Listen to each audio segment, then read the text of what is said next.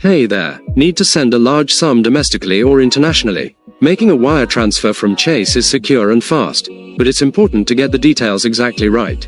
Welcome back to Guide with Samuel. Here's the simple way to initiate one. For the highest security and to ensure all details are correct, it's often best to visit a Chase branch with the recipient's full banking information.